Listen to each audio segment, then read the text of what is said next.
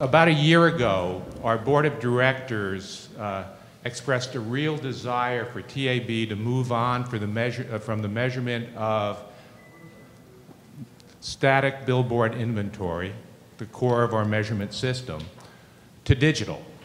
And in order to do that, they asked Chris Gagen, who's been one of the leaders on our board of directors, to form a digital committee to figure out how we should proceed. We made an exciting announcement yesterday as our board decided to fund a measurement initiative that will move us forward and to include the measurement of digital advertising in our system. Chris?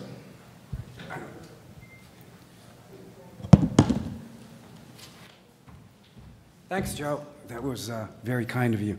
You know, I've been associated with the TAB for quite some time, and I got to say, this is probably one of the most exciting initiatives I've had the opportunity to work on. I did have a full set of hair when I began it, but other than the loss of that, we're going to break this presentation into just two parts. I got the easy part, which is just really a setup and background. Who was involved with this, and what was our objective? What were we trying to deliver? And then Jeff's got the hard part, which is going to be all the details. So let's move forward. We all know that technology is changing the media landscape every day. Convergence is part of that, and digital is the key to all of it. So why in the world do we want to spend all this time talking about measuring digital out of home? A couple of factors. One, there are over 4,000 digital displays in the country. But most importantly, the growth is huge. Also, we saw today that 17% of all the volume is from digital displays. Tremendous growth. Now, what I'd like to do is step back and talk about some key people in the industry and what they feel about digital measurement. One of them, Jack, where are you? Are you here somewhere? What Jack said is while digital billboards may represent a small portion of out-of-home inventory, they represent a cutting-edge platform for our clients who want more of, and they want accountability to go along with it. It's important that out-of-home takes the lead on this, and now we have the metrics to back that up.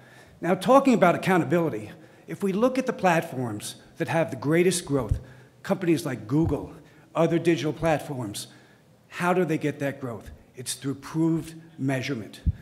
Look at the digital place-based networks. They are measured by Nielsen. So people who measure their medium tend to be far more effective. Let's see what Rocky Sisson had to say. TAB's accomplishments in the science of out-of-home measurement have significantly enhanced our ability to quantifiably meet advertisers' needs and more efficiently engage them in their audience-based planning and buying processes. It's essential that these efforts extend to digital billboards as the industry continues to invest and expand in the digital footprint. Let's hear what another out-of-home plant had to say. Kevin Riley, who's at the meeting here today. We see digital as part of our growing growth going forward. That's why it's important for us and our clients that we have the proper measurement for digital advertising. This initiative will lead our industry into a new generation of audience measurement. So, how did we go about developing this initiative? Well, first of all, we put together a digital audience measurement committee. And as Joe said, I drew the short straw, so I had the opportunity to lead it. That committee was made up of advertisers, agencies, and clients. And it was a great team of people. What was the first thing we did? We stepped back and we looked at what was being done in digital measurement around the world. And unfortunately, not much. But what we also did was we got together with the DPAA. And as you know, they've been doing quite a bit of measurement for their digital place-based networks. They utilize Nielsen. So we took some of those learnings and insights from that and baked this into the process. So the first thing we did as a committee, after looking at what was being done, was to determine what is our deliverable? What do we want to deliver to agencies and to clients and to vendors? So what we decided after a lot of discussion, we had our first meeting, as Joe said, I think it was July 26th of last year. And what we did was we determined that we wanted to deliver the same type of information that the TAB currently delivers for non-digital inventory. We wanted it to be consistent, we wanted it to be simple, and we wanted it to be very clear what we were delivering. So we wanted to deliver audience information, impressions, ratings, and reach and frequency. But what we wanted to do is to deliver them for each individual ad on a street digital display. So each individual flip, we wanted to be able to deliver to the constituent group that audience information. So with that business objective, we delivered that to the technical committee and said, okay, guys, go at it. How can we accomplish this? So they went out, worked with several different key suppliers, and from that information, they came back to us with a recommendation. They did a pilot study in New Jersey in the fall of last year. They took that information to test the technology. Jeff will get into that in a little bit greater detail. Then they formulated a strategy on how much would this cost. So with a lot of work with Joe and several other people, we looked at the funding that would be required for that. We developed a funding model that would allocate this cost across both advertisers, agencies, and clients. And I'm pleased to say that at our board meeting yesterday, that was presented and it had a unanimous approval. Probably one of the fastest approvals of any initiative that I've seen within the TAB. So very exciting, a lot of energy behind this. Jeff and his team, Dylan and everybody else did just a fantastic job on all of this. So, wrapping up quickly, for any of you who have ever seen a Steve Jobs presentation, he'd come out on the stage, he'd introduce a new product, a new iPhone, an iPad, some software, but near the end of that presentation, he would always say something to the effect of, and one more thing. Well, we actually do have one more thing. In addition to being able to give you that precise rating information for each individual digital flip, through this process and the learning that was established through the research, we will be able to refine the TAB VAI audience measurement system for all non-digital inventory. So that's hundreds and hundreds of thousands of units that are currently being measured by TAB. This new VAI additive, it has to do with dwell time and speed, but it's a very important additive. It will make substantial improvements in the data that we deliver to you, and it will particularly do well in larger urban markets or in areas where there's congestion. So again, it will make the medium much more relevant, much more precise in terms of what it delivers. So with that, I'll let Jeff jump up and give you the details. This program has been very interesting for all of us, and we were really pleased to get the go-ahead yesterday. We're actually going to be hitting the field, Dylan, is it June 3rd, June 4th we're starting? Yikes, and we better hurry and get back to do this work. As Chris mentioned, the digital billboard segment of all of the information that we measure is currently a small proportion of everything, but it is growing exponentially, and it's garnering a lot of attention. And we have to ask ourselves a few key questions as we move forward. We need to understand, first and foremost, are digital ads more noticeable, just as a whole, versus non-digital ads? We also need to ask ourselves, how many ad units are noticed from people driving by a digital ad display at various speeds? And finally, we need to understand the exact impact that congestion has upon noticing. Those are the three key questions that drove the research design. The first step of this puzzle is to go into the field and do some eye tracking work. We have contracted with Perception Research Services. They are the 900-pound gorilla in the United States when it comes to eye tracking, and they were the ones who did the original research for eye tracking on our first study. You'll see that we're actually going to use eyewear this time around and position people in a car and going through a drive where we record everything real time. where their eyes are going, how fast the car is going, and when billboards are going to be in view. And this is what the output could look like. So here's somebody in congested traffic. A lot of people are going to be taken through this exercise in congested traffic, and others are going to be taken by this exercise in non-congested traffic. And that little blue circle-y thing is what their eye is focused on at the moment. By doing the study this way, we can really zero in on the impact that the viewing time and the distance that the person is away from the board impacts the ratings. We have to calculate exactly for each board how long an opportunity is to see the board. We also get to understand the impact of speed. So what this means is, because we're measuring how fast the car is going at each impact, we can understand, faster or slower, what is the impact on noticing. The item that helps us bring it all together is the second vendor that we're contracting with, called INRIX. Kevin Foreman from INRIX is in the back. His company is the big data of biggest data. It's enormous. And what they do is track speed and congestion levels for just about every single major highway across the United States. And what we've done is license this information to help us take the results that we learn from the field work and apply it to every single billboard across the country. So this is an example here of one billboard that we track every hour, every day of the week using the INRIX data.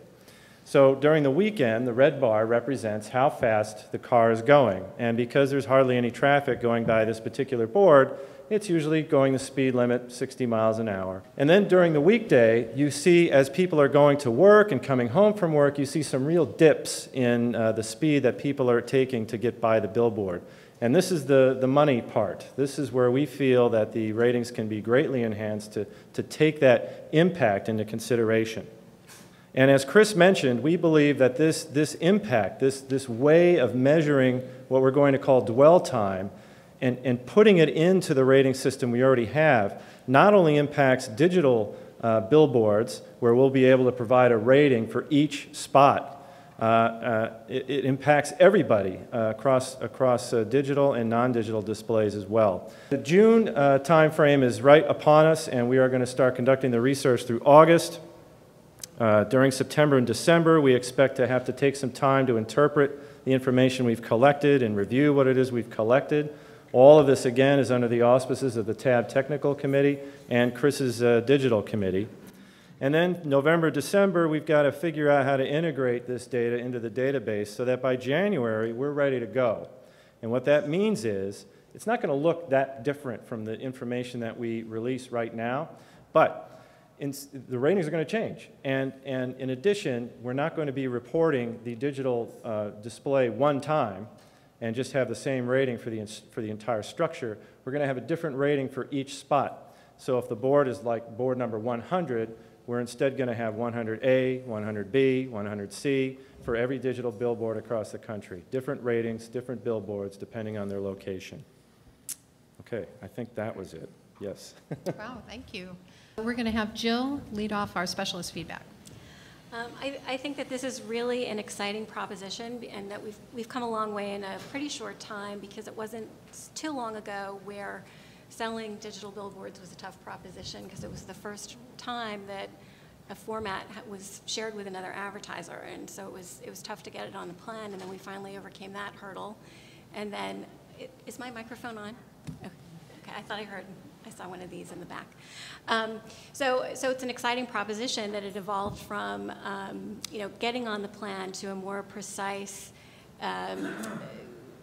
rated vehicle in terms of just the unit being rated, and being able to leverage really cool technologies like the eye tracking technology and what INRIX is doing with GPS. We're going to be that much more precise and be able to measure down to the flip level. And it's important because as more units convert from static to digital, we're going to want these more precise measurements. And the impact that congestion and speed and the resulting VAI numbers will have as a result of those findings and having them applied to static units will also be a really exciting proposition as well. So I'm really excited about it. Thank you. Any other feedback from our panel? I just have a question. And by no means am I a statistician or anything of that nature, so that's why I'm asking the question. But considering that digital right now is really only, I guess, 3 to 4% of the overall plant in the United States, as digital becomes more prevalent in specific markets and there are more and more flips available in markets, this research, I imagine, will scale with that, and from a metric standpoint, we'll be able, and the accountability will be able to scale with it.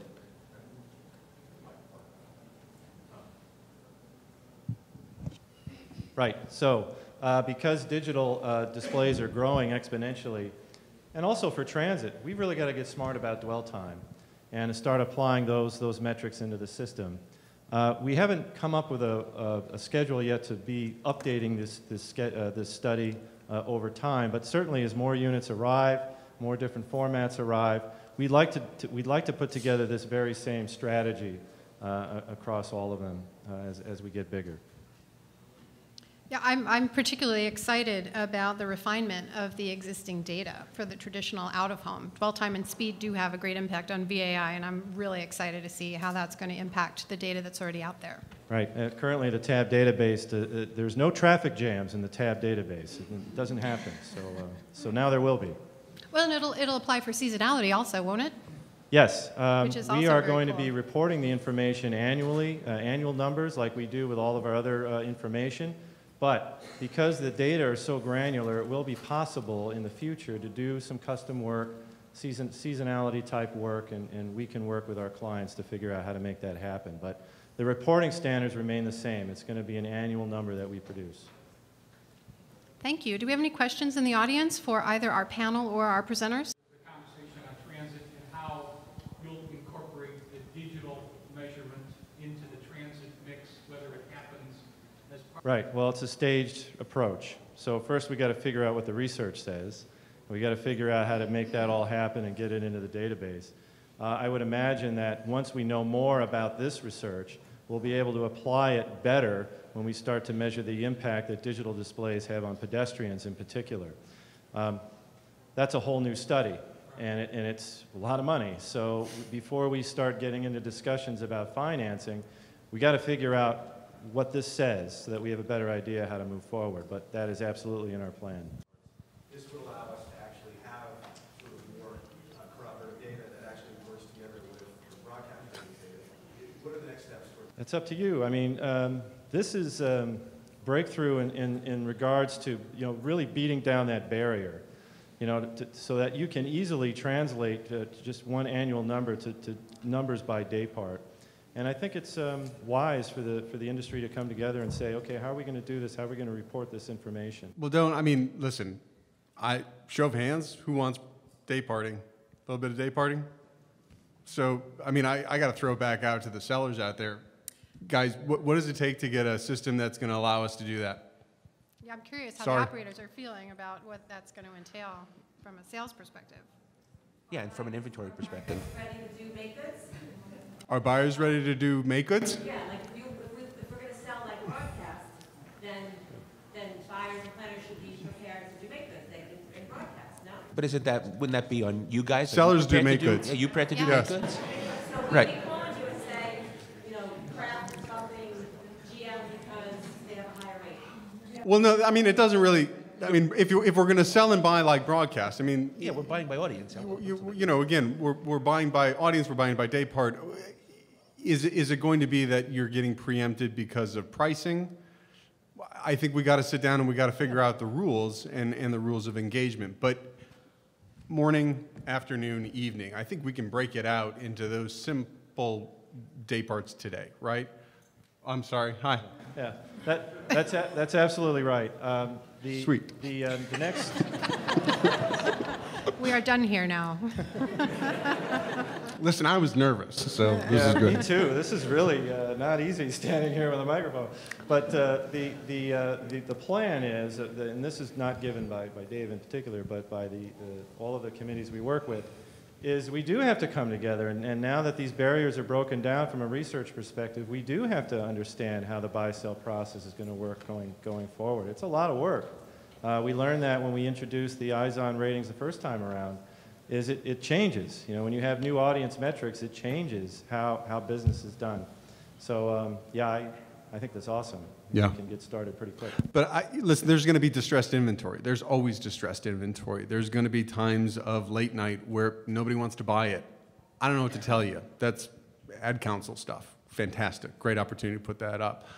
But more premium priced in the morning, more premium priced in the evening, would we see a value in that? I can't speak for my, co-panelists, but yeah, It's client by client. it's as client well. by client, but listen, we already know where the units are broken out. We know, for the most part, I think we all can probably see the writing on the wall where the majority of the units are likely to be placed. That's where we're all buying. So this seems to make sense. We've been talking about it for a long time. I'm not the smartest guy in the room, but I don't know what the issue is. So you're going to have the data now. Let's agree to it. Come on, right now. We can do that. Already, we could sign right here. We can do that together. I think as soon as you make the switch to selling by impression, then day parting becomes a reality. And I think that's what's been missing, because without this, you can't do that. Right. And once impressions come, we can kind of upweight one day, we can roadblock another. So I think this fixes that problem in quite an elegant way. You said that better. It's the accent. Yeah, the accent, that's right.